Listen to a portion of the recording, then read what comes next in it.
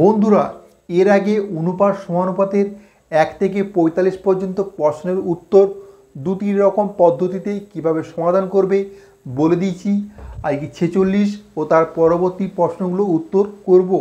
তো চলো ক্লাসটা শুরু করা যাক। কোশ্চেন কী দেওয়া আছে? পরপর 2 বছরে রামের আয়ের অনুপাত 2:3 ও ব্যয়ের অনুপাত 5:9। দ্বিতীয় বছরে রামের আয় 45,000 টাকা এবং প্রথম বছরে রামের ব্যয় 25,000 টাকা হলে 2 বছরে রামের সঞ্চয় কত? তো এখানে দেখো দুটো অনুপাত দেওয়া আছে। রামের আয়ের অনুপাতটা দেওয়া আছে কি? আয়ের অনুপাতটা দেওয়া আছে 2:3 আর ব্যয়ের অনুপাত দেওয়া আছে কি? ব্যয়ের অনুপাত দেওয়া আছে 5:9। এটা দেওয়া আছে তো। আর দুটো জিনিস ফিক্সড বলে দিয়েছে। একটা বলেছে দ্বিতীয় বছর রামের আয় 45,000 টাকা। এটা রামের প্রথম বছরে আয়, এটা রামের দ্বিতীয় বছরে আয়। এই 3-এর মানটা বলে দিয়েছি 45,000। তো 3-এর মান যদি 45,000 হয়, 1-এর মান কত? 1-এর মান হচ্ছে 15,000 টাকা। তো 1-এর মান যদি 15,000 টাকা হয়, 2-এর মান কত হবে? 2-এর মান হবে 30,000 টাকা, তাই তো? 30,000 টাকা 2-এর মান। তাহলে রামের প্রথম বছরে আয় হচ্ছে 30,000 টাকা আর দ্বিতীয় বছরে আয় হচ্ছে 45,000 টাকা। আমরা পেয়ে গেলাম। সেকেন্ডে দেখো, প্রথম বছরে রামের ব্যয় 25,000 টাকা হলে এটা রামের প্রথম বছরে ব্যয়, এটা রামের দ্বিতীয় বছরে ব্যয়। প্রথম বছরের ব্যয় মানে 5-এর মানটা বলে দিয়েছি কত? বলে দিয়েছি 25,000 টাকা। তো 5-এর মান যদি 25,000 টাকা হয়, 1-এর মান কত? 1-এর মান হচ্ছে 5,000 টাকা। তো 1-এর মান যদি 5,000 টাকা হয়, 9-এর মান কত হবে? 9-এর মান হচ্ছে 5×9 45,000 টাকা। তো রয়ের মান হয়েছে 45,000 টাকা। এরপর বলছি 2 বছরে রামের সঞ্চয় কত? তো দেখো, এটাতে আয় যা করেছিল ব্যয় একই, মানে সঞ্চয় কোনো কিছুই হচ্ছে না। কিন্তু এটাতে আয় করেছিল 30,000 টাকা আর ব্যয় করেছি 25,000 টাকা। তো এখান থেকে সঞ্চয় কত পাবো? সঞ্চয় 5,000 টাকা, তাই তো? 5,000 টাকা হচ্ছে সঞ্চয়। আর তো কিছু ক্যালকুলেশন করার দরকার নেই। জাস্ট এ বছরটা আয় করেছিল 30,000 টাকা, ব্যয় করেছি 25,000 টাকা। আর দ্বিতীয় বছরে আয় ও ব্যয় সমান আছে, মানে 1 টাকাও সঞ্চয় হয়নি, সঞ্চয় 0। শুধুমাত্র প্রথম বছরেই আয় করেছিল আর ব্যয়ের মধ্যে সঞ্চয় হয়েছে। তো 2 বছরে মোট সঞ্চয় কত? মোট সঞ্চয় হচ্ছে 5,000 টাকা। ক্লিয়ার? নেক্সট কোশ্চেন, পিও কিউ এর মাসিক আয় ও মাসিক ব্যয়ের অনুপাত যথাক্রমে 5:6 এবং 3:4। যদি তারা মাসে যথাক্রমে 1,800 টাকা এবং 1,600 টাকা সঞ্চয় করে, তবে কিউ এর মাসিক আয় কত?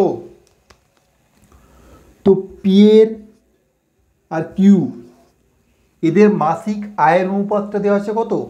5:6।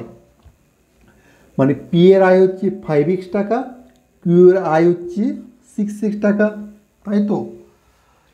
এই আয় থেকে যদি আমি সঞ্চয়টা বিয়োগ দিই, সঞ্চয় কত? পি এর 1,800 টাকা।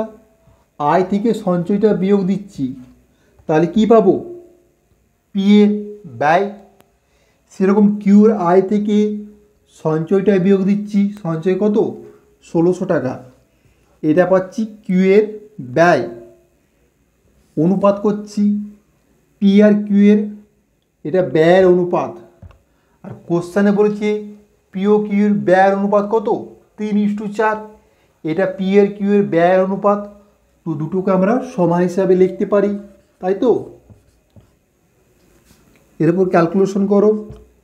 4×5 = 20x বিযুক্ত 18×4 = 72 সমান 3×6 = 18x বিযুক্ত 16×3 4,800। তো এক্সের দিকে এক্স নিয়ে আসছি, কত পাবো? 2x সমান পাচ্ছি 2400, তো 2x সমান 2400, x সমান পাচ্ছি 1200, x সমান 1200 পেয়ে গেছি। আমাদেরকে বার করতে বলেছে কিউ এর মাসিক আয়। কিউ এর মাসিক আয় কত ছিল? 6x। তো x সমান যদি 1200 হয়, 6x সমান কত হবে? 12×6 = 72, 7200। 7200 টাকা হচ্ছে আমাদের অ্যান্সার। অনুপাতটা কত দেওয়া আছে? 2:3:5।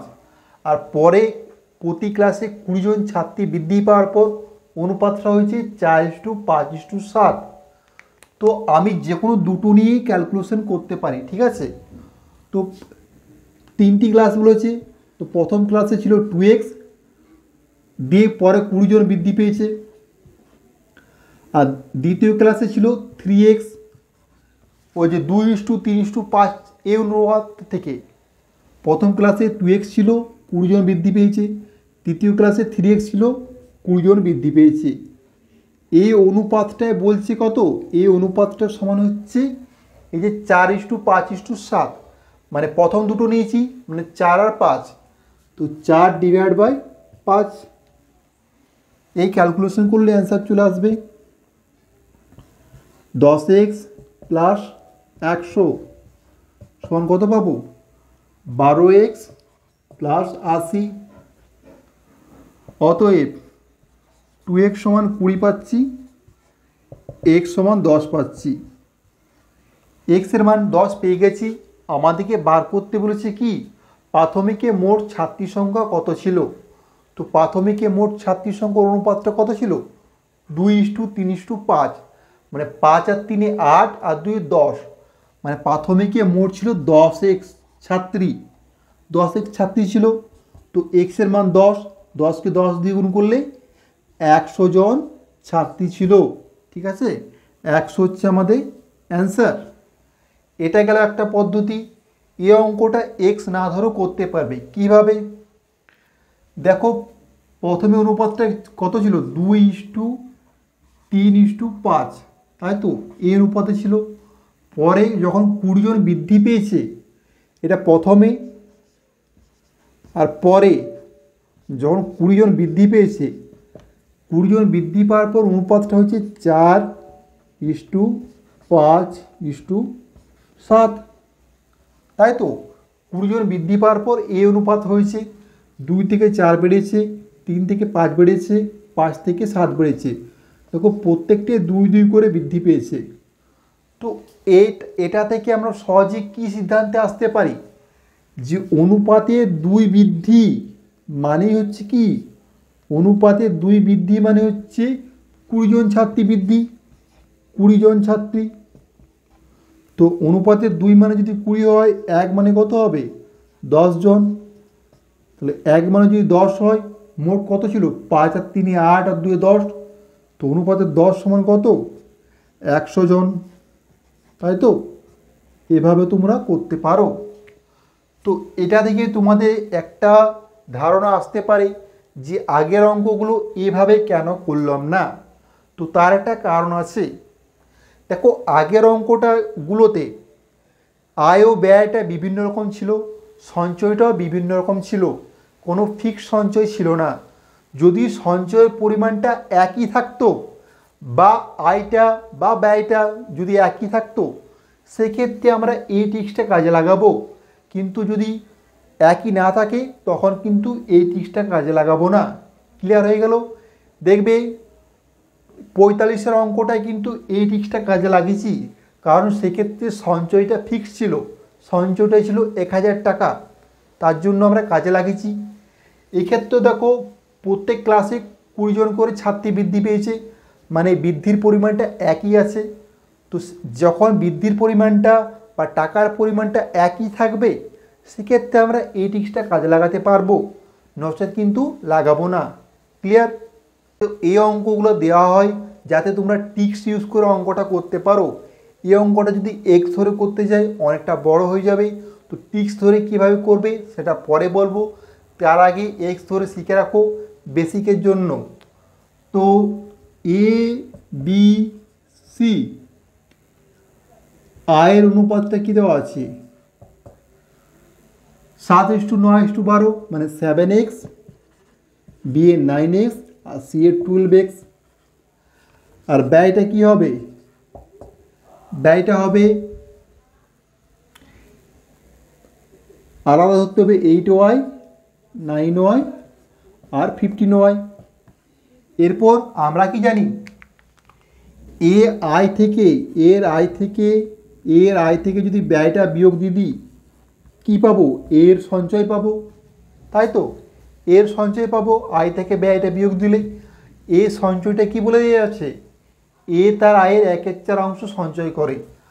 আয় করেছে 7x, সঞ্চয় করছে তার 1/4 মানে 7x/4, এটা তার সঞ্চয় করে। তো এখান থেকে আমরা কি পাচ্ছি? 7x মাইনাস 7x/4 সমান পাচ্ছি 8y। 4 7 28, 28 থেকে 7 বিয়োগ দিলে 21x সমান পাচ্ছি 32y। ঠিক আছে, 21x সমান পাচ্ছি 32y, অত x সমান পাচ্ছি 32/20y, বা y সমান পাচ্ছি কত? y সমান পাচ্ছি 21/32x, এটা পাচ্ছি। x আর y এর মান আমরা পেয়ে গেছি। এরপর আমরা সঞ্চয়ে যাব। তো বি এর সঞ্চয় কত হবে? 9x বিযুক্ত 9y, y এর জায়গায় x এর মানটা পেয়ে দেবো 9x বিযুক্ত এই যে y এর জায়গায় x এর মানটা বসিয়ে দেবো 9 × 21/32x। তো 9 কমন নিচ্ছি যেহেতু দুটোতে 9 আছে। 32 - 21, 32x বিযুক্ত 21x ডিভাইড বাই 32 পাচ্ছি কত? 11, 11 × 99/32x পাচ্ছি। ঠিক আছে, তো পেয়ে গেলাম। এরপর আর কি পড়ে রইল? সি এরটা 12x মাইনাস 15y, এটা হচ্ছে বি এর সঞ্চয়, এটা পাবো সি এর সঞ্চয়। তো 12x যুক্ত 15 × y এর জায়গায় 21/32x কত পাবো? 69x/32 পাবো। ঠিক আছে, তোমরা ক্যালকুলেশনটা করে দেখে নেবে, এটাই পাবো। তো আমাদেরকে বার করতে বলেছে এ বি সি এর সঞ্চয়ের অনুপাত কত। তো এ এর সঞ্চয় কত? 7x/4, তাহলে এর জায়গায় 7x/4 লিখছি। ইস টু বি এর জায়গায় কত হবে? বি এর সঞ্চয় কত? 99/32x, 99/32x। আর সি এর জায়গায় সঞ্চয়টা কত হবে? সি এর জায়গায় 69x/32। তো এগুলো 32 আছে, এটাকে 32 করতে গেলে কত? 8 দিয়ে গুণ করতে হবে, মানে উপরটাকেও 8 দিয়ে গুণ করতে হবে। তাহলে কত পাবো? পাবো আমরা কত? 56:99:69, এটা আমরা পাবো। ঠিক আছে, তো এটা গেল মানে এক্স আর ওয়াই ধরে। এক্স আর ওয়াই যদি না ধরতাম কীভাবে টিক্সের মাধ্যমে করতাম, চলো সেটাও বলে দিচ্ছি। তো এই অঙ্কটা টিক্স ইউজ করে কিভাবে করবে, চলো সেটা শিখে নিয়ে যাক। দেখো কোশ্চেনে বলেছে এ তার আয়ের 1/4 অংশ সঞ্চয় করে, তাই তো এটা বলেছে। তো এর আয়টা কত? 7। এর আয়টা যদি আমি 7 ধরে নিই, এর আয় তার আয়ের 1/4 অংশ সঞ্চয় করছে, মানে 7/4 টাকা। এটা কি? এটা তার সঞ্চয়। 7/4 টাকা এটা তো সঞ্চয়। তো অপশানগুলোর দিকে তাকাও, শুধুমাত্র এই এর অনুপাতটার দিকে তাকাও। এর অনুপাতটা দেওয়া আছে 56, একটাতে দেওয়া আছে 69, আর বাকি দুটোতে 99 দেওয়া আছে। ঠিক আছে, তো অপশানগুলোর মধ্যে যে অপশানটা এ 7 দিয়ে ভাগ যাবে, 7 দিয়ে ভাগ যেতে হবে, 7 দিয়ে ভাগ যাবে, সেটা হচ্ছে আমাদের অ্যান্সার।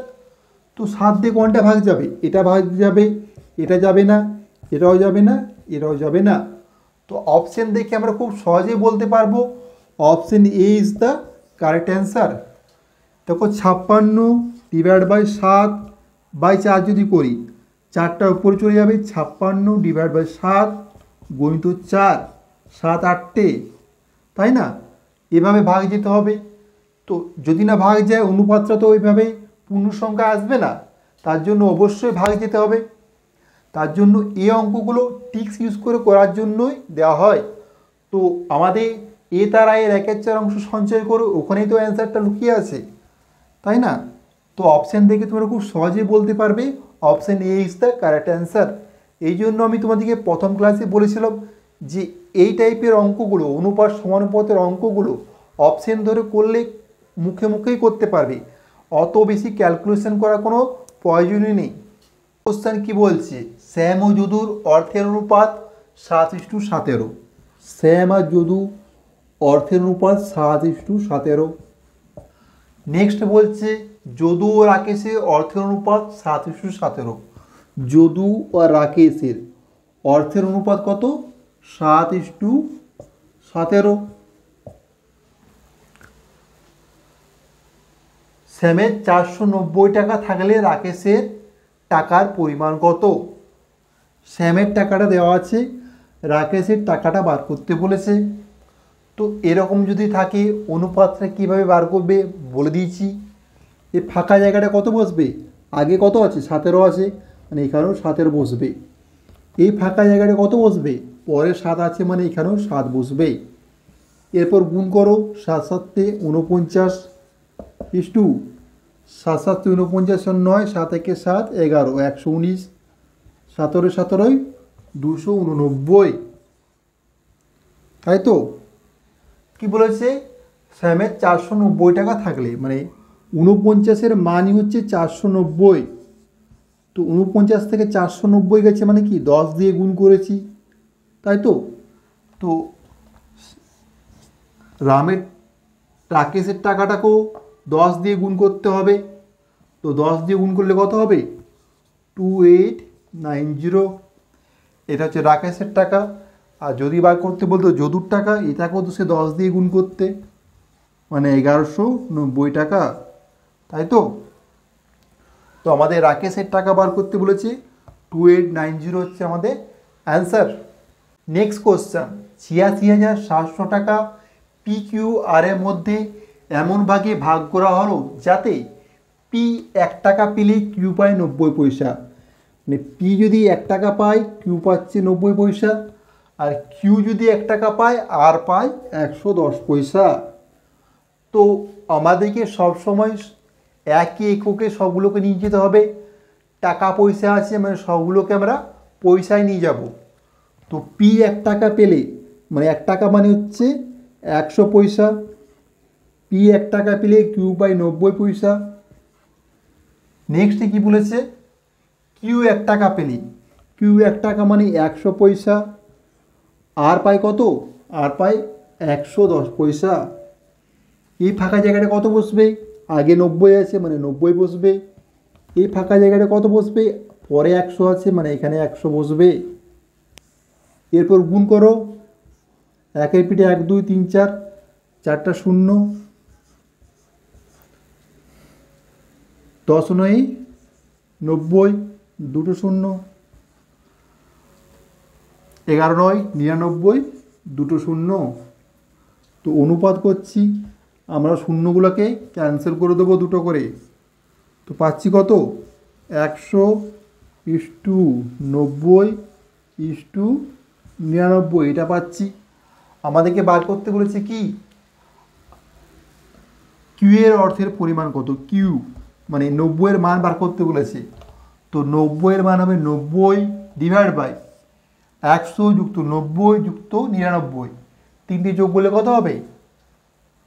289 হবে। ঠিক আছে? কত টাকার মধ্যে? 86,700। তো 300 দিয়ে কেটে যাবে, 300, 3 9 27,000 টাকা। 27,000 টাকা হচ্ছে আমাদের অ্যান্সার। নেক্সট যে অঙ্কটা দেওয়া আছে বয়স সংক্রান্ত অঙ্ক। তো বয়স সংক্রান্ত অঙ্ক আর মুদ্রা সংক্রান্ত অঙ্কের ক্লাস আগেই করেছি। সেই ক্লাসগুলি অনুপাত সমানুপাতের প্লেলিস্টে অবশ্যই দেখে নেবে। বা বয়স সংক্রান্ত অঙ্কের প্লেলিস্টে অবশ্যই দেখে নেবে। বিভিন্ন টাইপের অঙ্ক করা আছে। এক্স ধরে করবে কীভাবে, এক্স না ধরে করবে কীভাবে, অপশন টেস্ট করে কীভাবে করবে, সমস্ত টিক্সই বলে দিয়েছি। তো এখানে কোশ্চেন কী দেওয়া আছে, 10 বছর আগে রাকেশ ও শ্যামের বয়সের অনুপাত ছিল 1:3। 10 বছর আগে, তাহলে -10 দিচ্ছি। রাকেশ আর শ্যাম বয়সের অনুপাত ছিল কত, 1:3, মানে একটা এক্স ধরছি আর একটা 3x ধরছি, তাই তো, তবে তো 1:3 হচ্ছে। তাহলে বর্তমানে কত হবে বলো, 10 বছর আগে যদি এক্স বছর বয়স হয়, বর্তমানে হবে কি, এটার সাথে 10 যোগ করে দাও, সেটাই তো বর্তমান হবে। রাকেশের পেয়ে গেলাম, শ্যামের কত পাবো, 3x + 10, 10 যোগ করে দিয়েছি। রাকেশ আর শ্যামের বর্তমান বয়সটা পেয়ে গেলাম।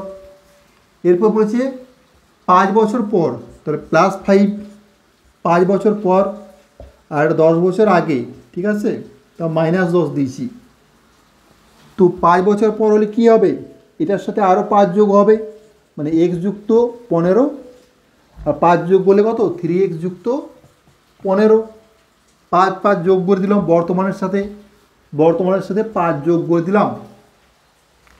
এই অনুপাতটা দেওয়া আছে 2:3, মানে কি, x যুক্ত 15 / 3x + 15, এই অনুপাতটা দেওয়া আছে কত, 2:3, মানে 2/3, এটাই দেওয়া আছে।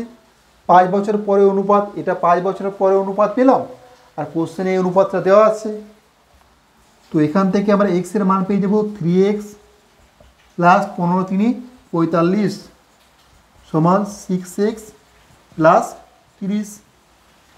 অতএব এখান থেকে পাবো কত, 3x = 15 পাচ্ছি, x সমান পাবো কত, x সমান 5 পাবো, ঠিক আছে, 3x = 15 পাবো, x সমান 5 পাবো। তো x সমান 5 পেয়ে গেছি। আমাদেরকে বর্তমান বয়সটা বার করতে বলেছে, মানে x + 10, এটা পাচ্ছি 15, আর এটা পাচ্ছি 5 × 3 = 15, 10 = 25। তো অনুপাত করলে কত হবে, 15:25, মানে কি, 3:5, এটা পাবো, মানে হচ্ছে 3:5, এটা হচ্ছে আমাদের অ্যান্সার, ঠিক আছে। তো এটা গেল একটা পদ্ধতি। অন্য পদ্ধতিতে কীভাবে করবে, তো রাকেশ আর শ্যাম, তাই তো, 10 বছর আগে ছিল কত, 1:3, আর 5 বছর পর হচ্ছে কত, 2:3। তো এটা 10 বছর আগে আর এটা 5 বছর পর।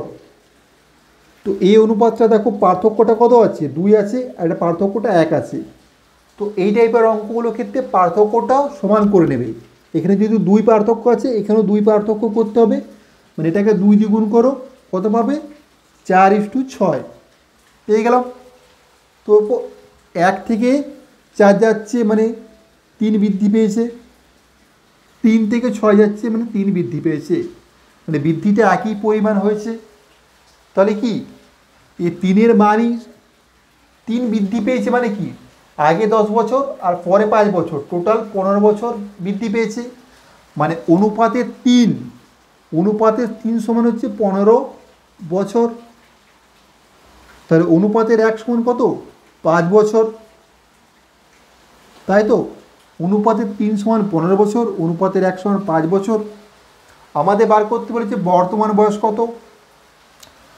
তো এখান থেকে যদি আমি অনুপাতের 1 সমান 5 বছর পাই, তাহলে এটা পাচ্ছি কত, 5, আর এটা পাচ্ছি কত, 15, এগুলোর সঙ্গে 10 যোগ করে দাও না, সেটা বর্তমান হবে না।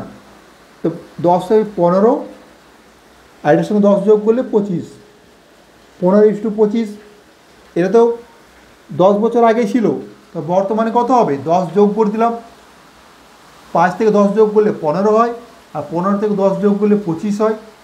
তো 15:25 মানে কত, সমানই তো 3:5, তাই না।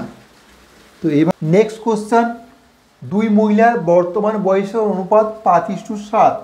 16 বছর আগে তাদের বয়সের অনুপাত ছিল 3:5, তাদের বর্তমান বয়স হলো। তো এখানে দেখো বর্তমান বয়স দেওয়া আছে একজনকার 5x আর একজনকার 7x। বর্তমানে একজনকার 5x, একজনকার 7x। আচ্ছা 16 বছর আগে কত হবে? এখান থেকে 16 বিয়োগ দিয়ে দাও, প্রথম মহিলার দ্বিতীয় মহিলার 16 বিয়োগ দিয়ে দিলাম, তাই তো। এখন যদি তোমার বয়স 30 বছর হয়, 16 বছর আগে কত ছিল? 14 বছর, বিয়োগ করলে পেলে। এটাও সে একই ব্যাপার। এখন বর্তমানে এটা 16 বছর আগে বিয়োগ করে দিলাম, প্রথম মহিলার দ্বিতীয় মহিলার 16 বছর আগে বিয়োগ করে দিলাম। তো এই অনুপাতে বলা আছে কত? 3:5। দুটোকে সমান করে দিলাম। 25x বিযুক্ত 16 5 80 সমান পাচ্ছি কত? 21x, 16 3 48। এক্সগুলো একদিকে নিয়ে এসো, 4x সমান পাচ্ছি কত? 32। অতএব এক্স সমান পাবো কত? 8। এক্স সমান 8। তাদের বর্তমান বয়স হলো কত? তো এক্স সমান যদি 8 হয়, বর্তমান বয়স কত হবে? 8 5 40 একজনকার, 8 7 56 একজনকার। এটা গেল প্রথম পদ্ধতি। দ্বিতীয় পদ্ধতিতে কীভাবে করবে?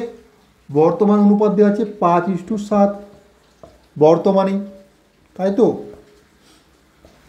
আর 16 বছর আগে, 16 বছর আগে অনুপাতটা কত ছিল? 3:5। তো এখানে দেখো পার্থক্যটা সমান আছে, 5 থেকে 7 পার্থক্য সমান আছে, 3 থেকে 5 পার্থক্য সমান আছে। তাহলে আমরা পার্থক্যটাকে একই করার দরকার নেই। এখানে দেখো 5 থেকে কমে 2 হয়েছে, মানে -2 কমেছে। 7 থেকে কমে 5 হয়েছে, মানে -2 কমেছে। তো দেখো একই পরিমাণ কমেছে।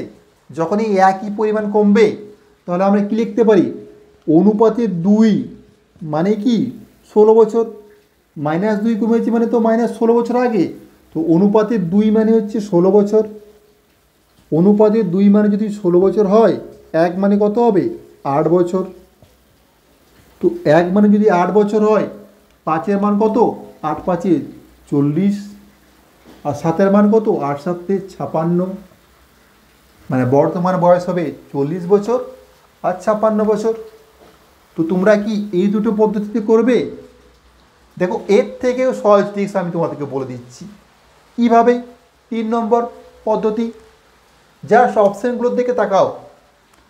35 আছে, 52 আছে, সেখানে আছে 30 আছে, 44 আছে, থার্ড আছে 45 আছে, 60 আছে, ফোর্থে আছে 40 আছে, 56 আছে। আমাদেরকে বর্তমান বয়সের অনুপাতটা কত দেওয়া আছে? 5 আর 7 এই অনুপাত দেওয়া আছে। তো অপশানগুলোকে প্রথম অপশানটা 5 দিয়ে ভাগ যাবে, দ্বিতীয় অপশানটা 7 দিয়ে ভাগ যাবে। যে অপশানটা দুটো দিয়ে ভাগ যাবে সেটা অ্যান্সার হওয়ার সম্ভাবনা 100%। যদি একটা অপশানই দুটো দিয়ে ভাগ যায়, তো গ্যারান্টি দিয়ে বলবে ওই অপশানটা অ্যান্সার। ঠিক আছে? তো পাই দিয়ে দেখছি, এটা পাই দিয়ে যাবে, এটা পাই দিয়ে যাবে, এটা পাই দিয়ে যাবে, এটা পাই দিয়ে যাবে।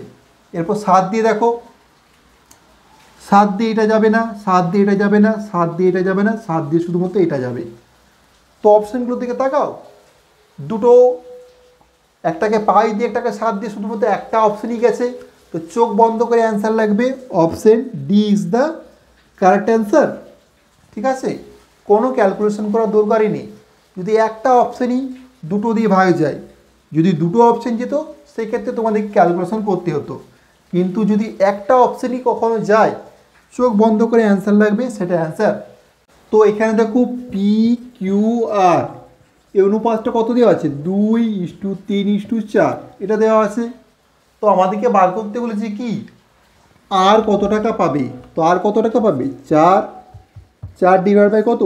2 যুক্ত 3 5, 5 আর 4 9, গুণিত কত? 4500। 9 5 2000 টাকা পাবে। আর কত টাকা পাবে? আর 2000 টাকা পাবে। কোশ্চেন কি দেওয়া আছে? পি কিউ এর দ্বিগুণ টাকা পায়। পি কিউ, পি পাচ্ছে কিউ এর দ্বিগুণ, মানে কিউ যদি 1 হয় পি পাবে 2 টাকা। দেখো পি কিউ এর দ্বিগুণ টাকা পেয়ে গেছে। নেক্সট কি বলেছি? কিউ আর এর 1/3 অংশ টাকা পায়। কিউ আর এর মানে কিউ যদি আর এর 1/3 অংশ মানে আর যদি 1 টাকা পায়, কিউ পাবে আর এর 1/3 অংশ মানে 1/3। এটাই বলছে। দেখো কিউ আর এর 1/3 অংশ টাকা পাচ্ছে, তো এটা অনুপাতে করো। সে একইভাবে এখানে কিছু নেই, 1 বসাও, এখানে 1/3 বসাও, তো এটা পাচ্ছি 2/3 ইস্টু 1/3 ইস্টু 1।